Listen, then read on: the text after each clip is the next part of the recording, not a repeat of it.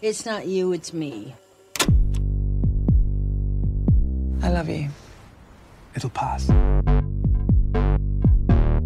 Salut les copines, salut les copains, et bienvenue dans un nouvel épisode de C'est pas toi, c'est moi, le podcast qui donne la parole aux célibataires heureux ou malheureux. Bon, je vous ai laissé tomber pendant 4 mois, mais je vais quand même vous expliquer pourquoi je suis partie pendant 4 mois. Vous l'aurez compris, cette année, il y a eu tous mes problèmes de santé et surtout, j'ai un travail à côté. J'ai un travail en CDI à temps plein et l'été, c'est ma saison des festivals. Donc, c'est très compliqué d'organiser des enregistrements. Quentin, qui enregistre le podcast avec moi, c'est pareil. Donc, voilà, l'organisation, pas évidente. Aujourd'hui, je reviens avec un épisode solo. Comme l'année dernière, j'avais ouvert la seconde saison avec un épisode solo qui s'appelait La Carrie Bradshaw que je suis, ou quelque chose comme ça. On revient un an après, et est-ce que j'ai embrassé cette vie de Carrie Bradshaw ? Pas tout à fait, dans le sens où je crois que... Alors attendez, on fait des calculs de mathématiques, moi j'aime être précise dans les choses. Je crois que j'ai couché avec un seul partenaire cette année. C'était pas terrible, et je crois que j'ai fait peut-être 2 ou 3 dates, mais ça je vous en dis pas encore plus parce que c'est en train de se débloquer. Bon, du coup, pour en revenir à ces 4 mois d'absence, il est temps que je vous partage une grande nouvelle que j'ai pas partagée à beaucoup de monde, ni sur mes réseaux sociaux, ni à mes amis. Et pourtant, moi, je suis quelqu'un qui fête énormément les bonnes nouvelles. Mais étrangement, cette bonne nouvelle-là, je l'ai pas fêtée et je l'ai annoncée quasiment à personne. À savoir que j'ai eu le poste que je rêvais d'avoir dans le magazine pour lequel je bosse. Donc, c'est pas un mystère, je travaille pour Les Inrecuptibles. Et j'ai eu la promotion de chef de service vidéo. Il faut savoir que j'ai été recrutée aux Inrock il y a 2 ans en tant que social media manager. Pour le petit récap de ma vie, j'ai arrêté l'école à 16 ans. J'ai même pas mon brevet des collèges. Je sais pas écrire une phrase sans faire de faute. Donc autant vous dire que c'était vraiment pas gagné, cette évolution pro. Et quand j'ai eu cette promotion, j'ai pas compris pourquoi je n'arrivais pas à la fêter ou à l'annoncer. C'est-à-dire que vraiment, je l'ai quasiment dit à personne. Tout le monde, même mes amis proches, l'ont appris via un post LinkedIn. Et ça me ressemblait vraiment pas, mais vraiment pas. Et j'ai pas compris parce que je ressentais une forme de... J'étais contente, mais je sais pas comment expliquer. J'ai pas ressenti un feu d'artifice. Alors que d'habitude, moi, je suis vraiment quelqu'un, dès qu'il y a une bonne nouvelle, dès que ça fait 1 an que je suis dans quelque chose, je le fête. L'année dernière, pour mes 1 an aux Inrock, j'ai convié toutes mes collègues pour qu'on aille déjeuner ensemble, dehors. Enfin, j'ai organisé une fête avec mes copines. Enfin, je suis quelqu'un qui fête les grands moments. Et là, pas du tout. Et je me suis dit, mais pourquoi ? Et donc là, vous vous dites, mais pourquoi elle me parle de cette promotion ? Je vais vous éviter le long parcours qui m'a permis d'arriver à le comprendre. Mais en fait, c'est que je me suis dit, ok, j'y suis, mais après quoi je courais ? Donc attention, je suis très heureuse de cette promotion. Mais j'ai réalisé que je courais après quelque chose qui n'existait plus. Et là, on arrive dans l'amour. Pour celles qui me suivent depuis déjà quelques temps, vous le savez, j'ai perdu mon compagnon qui s'est suicidé il y a quelques années, il y a 13 ans ou 14 ans maintenant. J'ai arrêté de compter. Je sais pas pourquoi, mais mon cerveau est comme en mode genre, on ne compte plus, c'est fini. Donc je sais que c'est autour de 13 ou 14 ans qu'il est parti, mais j'ai pas envie de me souvenir exactement. Et en fait, j'ai réalisé que je construisais une vie sentimentale, une vie de couple et une vie professionnelle avec quelqu'un qui n'était plus là. Là, tout de suite, c'est un peu abstrait et je sais pas si je vous l'exprime bien, parce que si je vous l'exprime de manière assez claire, parce que c'est un sujet qui est hyper dur, qui est hyper douloureux, et c'est difficile de trouver les mots. C'est difficile d'expliquer un processus psychologique qui est aussi important. Et je pense que peut-être des gens qui ont perdu des gens importants dans leur vie pour me dire si avec le recul, ils se sont rendus compte qu'ils avaient fait ça aussi. Mais c'est marrant parce que je pense qu'il y a plusieurs épisodes où j'ai dû vous en parler en vous disant j'ai fait le deuil. Je suis plus en paix avec ça. J'ai accepté la mort de mon amoureux. Et c'est drôle parce que quand j'en parle, même avec des gens, j'en parle comme si c'était un non-sujet, comme s'il y avait rien de grave. Je dis toujours que j'ai eu beaucoup d'amour pour lui, qu'on a eu une relation merveilleuse, incroyable, mais j'en parle toujours comme si c'était un non-sujet, presque en faisant des blagues des fois. Et je pensais que ça, c'était le deuil. Sauf qu'en fait, non. Je me suis enfermée dans un petit monde où il est encore avec moi. Et je rêvais d'être journaliste, mais j'en rêvais aussi quand je vivais avec lui, quand j'avais 22 ans. Lui, il était directeur artistique, il travaillait beaucoup pour des magazines, pour des marques de mode, il représentait quelque chose qui était de l'ordre de l'inatteignable, du fantasme pour moi, une vie qui me paraissait mais impossible à avoir. Et la vie que j'ai aujourd'hui, c'est la vie que je rêvais d'avoir avec lui à l'époque. C'est ça que j'avais imaginé.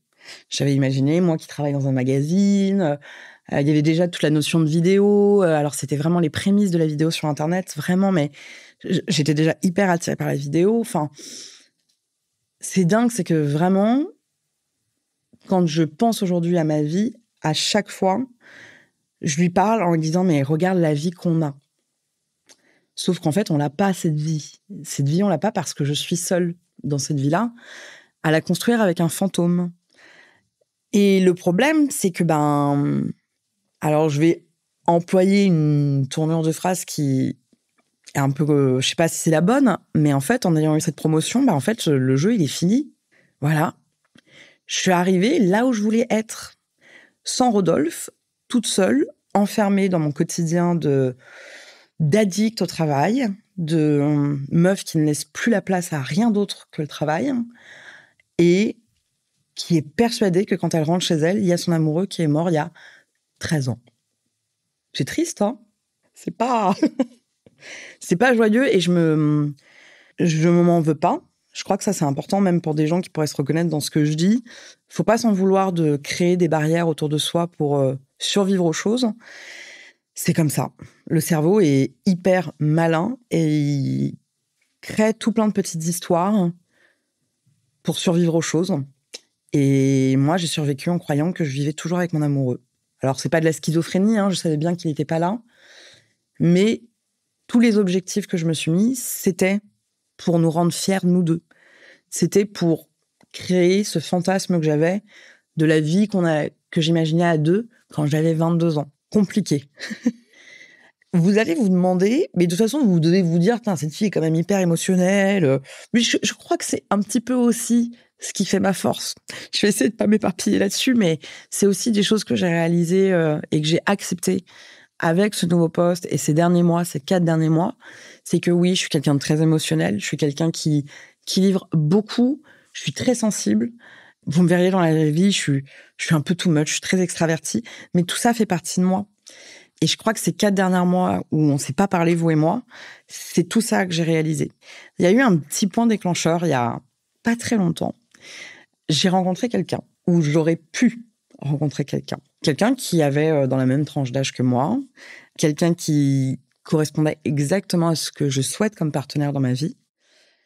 Et c'était assez troublant parce que c'était la première rencontre adulte que j'avais, c'est-à-dire pas dans un cadre d'apéro, pas dans un cadre de soirée, pas une application de rencontre, pas sous l'effet de l'alcool, ou d'ailleurs pas sous mon meilleur jour, parce que c'était le matin au réveil dans une salle de petit-déj d'un hôtel où j'étais vraiment dégoûtante. J'ai rarement été aussi peu apprêtée pour aborder un homme. Je peux pas vous donner certains détails parce que sinon il serait assez identifiable et ça serait un peu chiant. Je l'ai vu, on avait déjà interagi 2 jours avant et je l'ai vu assis seul à la salle de petit déjeuner et je me suis dit instinctivement, je sais pas pourquoi il faut que j'aille lui parler. J'avais pas eu de coup de foudre ou autre quand je l'ai rencontré, mais je sais pas, instinctivement, je me suis dit je dois aller lui parler sans aucune arrière-pensée. Et je peux vous dire que ça ne me ressemble pas du tout. Vraiment, moi, aller aborder un homme, compliqué, quoi. On a commencé à parler et très vite, ça s'est emballé.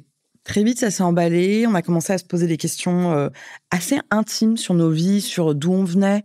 Et puis très vite, je lui ai dit, non mais attends, je peux m'asseoir. Donc je me suis assise à sa table et il m'a expliqué un peu du milieu duquel il venait. Je lui ai expliqué, moi, le milieu duquel je venais, la non-éducation auquel j'avais eu accès. Idem pour lui.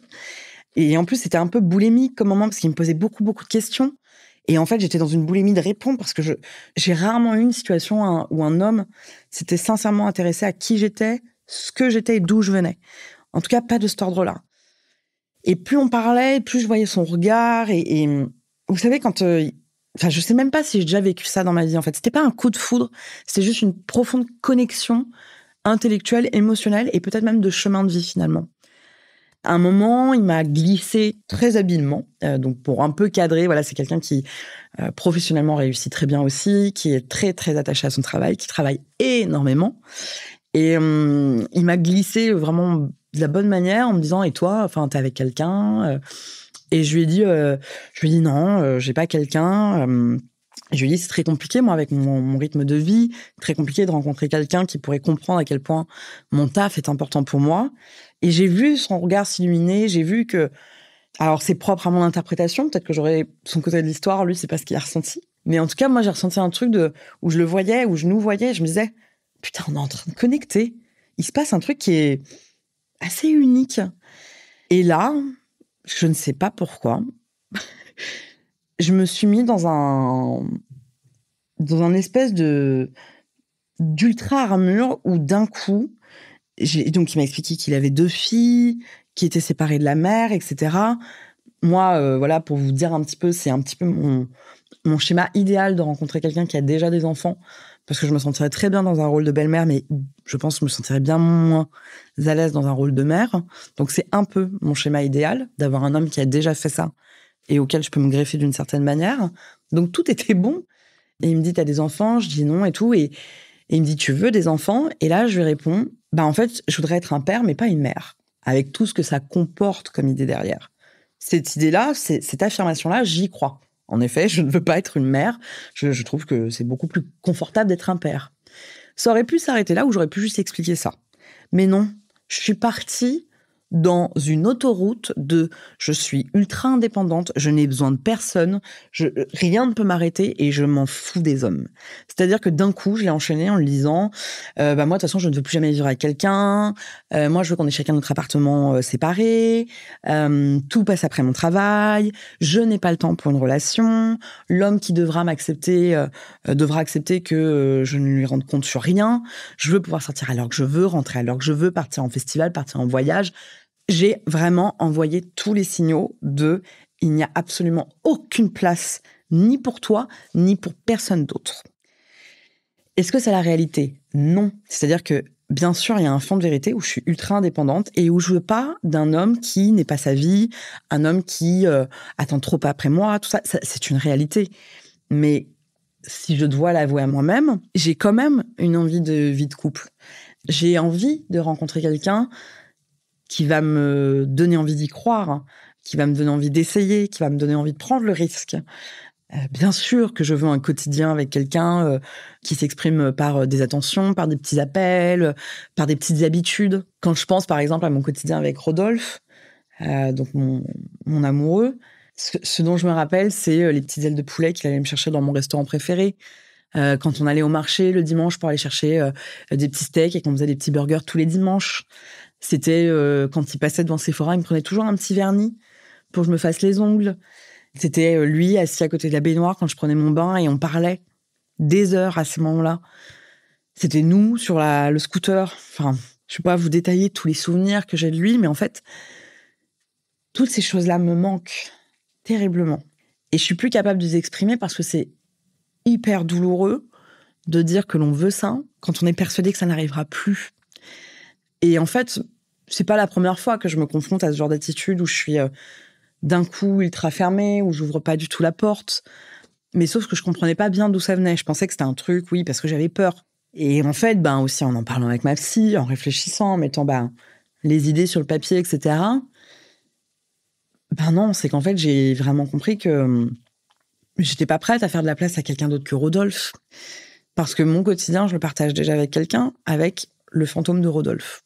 Et ça, j'allais dire c'est problématique, mais non, c'est pas problématique parce que je suis pas un problème. C'est juste que c'est triste. C'est triste que j'ai pas eu l'honnêteté de me dire que j'avais pas tourné la page et qu'il fallait que je fasse un travail de psychothérapie autour de cette thématique-là et que j'avance là-dessus. En fait, ce qui est marrant, c'est que je me suis rendu compte que ce que je renvoie comme image est, j'allais dire, l'exact inverse de ce qui se joue à l'intérieur de moi. Pas totalement, mais ça correspond pas. Par exemple, quand j'étais à Cannes, un moment, on avait un petit flirt avec un gars, assis sur la plage, moment merveilleux. Et il me dit, non, mais de toute façon, enfin, Leslie, tout le monde le sait, que t'as pas du tout envie d'être en couple, que voilà, toi, t'es toute seule, t'es très bien, tu gagnes ta vie, ton argent, t'as pas le time pour le couple. Et ce gars-là et moi, on se connaît pas très bien, hein. Ce gars-là et moi, on n'a pas eu tellement de conversations intimes qui pourraient lui permettre de juger de ça. Mais en fait, il a jugé de ça probablement en voyant des extraits du podcast sur mes réseaux, probablement en me voyant interagir avec d'autres hommes, toujours dans cette attitude ultra distance, toujours dans la blague, toujours un peu dans l'excès de la bonne copine. Il y a quand même une dimension d'ouvrir un peu la porte qui n'existe pas chez moi depuis déjà des années. Et donc, en fait, je me retrouve prise au piège.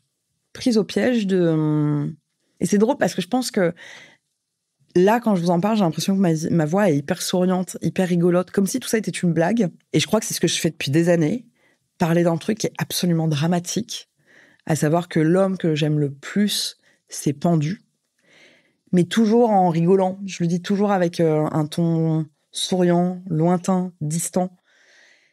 Sauf qu'en fait, il faut mettre un mot sur ce qui nous est arrivé et sur ce qu'on désire. L'homme que j'aime s'est suicidé, il n'est plus. Il faut que je l'accepte et que je le réalise. Parce que lui, il est plus, mais moi, je suis toujours là. Et on revient un peu à cet aspect pro, c'est que là, voilà, je me suis enfermée dans une belle prison dorée. J'ai mon petit appartement, j'ai mes petits sacs, j'ai tout ce que je voulais, je gagne bien ma vie. J'ai plus à survivre. Sauf qu'en fait, je sais pas faire autrement que survivre. Je ne sais pas être aimée, je ne sais pas juste vivre pour le plaisir. Je ne sais pas vivre sans poursuite d'objectifs. Je ne sais pas vivre simplement. Et donc, quand on ne sait pas vivre simplement, comment on peut arriver à être aimé? Et comment on peut aussi accepter les défauts d'une rencontre, d'une personne, les ratés, les échecs, dans le sens où parfois, les échecs mènent vers une réussite. Par exemple, cet homme dont je vous parle, où j'ai un peu saboté le truc immédiatement en me blindant, etc., c'est une forme d'échec. Vu le contexte, il y a des grandes chances que ce type-là et moi, on se retrouve. Et moi, je crois aux choses et je crois au destin. Et je sais que dans ma vie, les échecs, j'ai eu énormément d'échecs. Et pourtant, j'ai réussi à atteindre tout ce que je rêvais d'avoir professionnellement. Donc, en fait, les échecs amoureux, peut-être que ça va me permettre aussi un moment d'atteindre ce que je rêve sentimentalement. En tout cas, voilà. L'année dernière, j'ai ouvert la 2e saison en vous disant « J'ai envie de plus de fun, j'ai envie de moments, j'ai envie de rire, je veux me reconnecter à mon corps. » Entre-temps, c'est vrai qu'on ne l'a pas évoqué, mais entre-temps, il s'est quand même passé mon énorme problème de santé, qui a quand même rebattu les cartes sur pas mal de choses. Et donc forcément, l'objectif de récupérer une vie sexuelle, de retrouver mon corps et mes sensations, était un peu balayé par la maladie.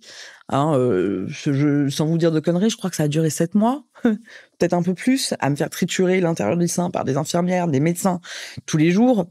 Du coup, non. La sexualité, elle a été zappée de mon année. Mais du coup, cette 3e saison, j'ai envie de la débuter, de la commencer, en vous disant c'est la fin. C'est la fin de l'illusion. C'est la fin de l'enfermement. Ça va prendre longtemps. Ça sera pas évident, je pense. Je pense qu'il va y avoir des moments très durs dans cette réalisation. Mais c'est la fin de cette vie-là. Quand Rodolphe est décédé, c'était déjà la fin d'une vie. Souvent, quand je repense à cette période-là, je me dis la vie d'avant. Et il y a eu la vie après Rodolphe. Malheureusement, je suis obligée de revivre ce travail de deuil et de refaire la vie après Rodolphe, volume 2. Mais étrangement, je suis hyper positive parce que je suis hyper honnête avec moi-même. Je crois que ça n'empêche pas que les relations hommes-femmes, c'est compliqué. Ça n'empêche pas que c'est, pour plein de raisons indépendantes de nous-mêmes, dur d'y croire, dur de donner la chance, dur de se dire que ça peut encore nous arriver. C'est hyper dur. Ça va faire 6 ans, les copines, que je suis célibataire. 6 ans. C'est une éternité. Je vais conclure cet épisode en disant que j'ai envie de tomber amoureuse. J'ai envie qu'on m'aime. J'ai envie d'aimer. J'ai envie d'y croire. J'ai envie d'être un peu délulu. J'ai envie de faire des erreurs. J'ai envie de d'essayer. Et en tout cas, j'ai juste envie de reconnaître ce que je suis réellement. C'est pas grave de souhaiter trouver l'amour. On dit tout le temps, c'est quand on veut pas qu'on trouve, c'est quand on cherche pas qu'on trouve. Non, je crois qu'il faut mettre un petit peu d'effort quand même pour trouver. Et ça nous rend pas plus faibles que de reconnaître que ouais, on a besoin d'amour. Et j'ai besoin d'amour. J'ai besoin d'amour et la vie que j'ai aujourd'hui, je veux la partager avec quelqu'un. Et ça me rend pas plus faible. Et voilà. C'est tout. J'espère que ce petit épisode de rentrée vous a plu. J'espère qu'il vous a pas trop chamboulé, parce que c'est vrai que j'ai été avec des termes un petit peu durs, mais bon, je suis comme ça. Je sais pas faire à moitié. Le rythme de cette année va être plus soutenu que l'année dernière. Cette année, il n'y a pas de maladie. Il n'y a pas d'emmerde, il n'y a pas de maladie. Tout va se passer comme il faut, comme sur des roulettes.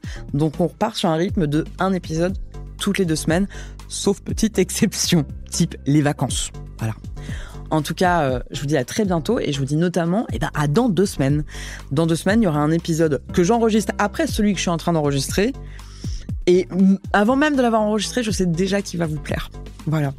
Je vous fais des bisous. Je vous souhaite, comme d'hab, une belle vie. Et surtout, si vous avez aimé cet épisode ou tous les autres épisodes, n'hésitez pas à vous abonner au podcast et à laisser un petit commentaire.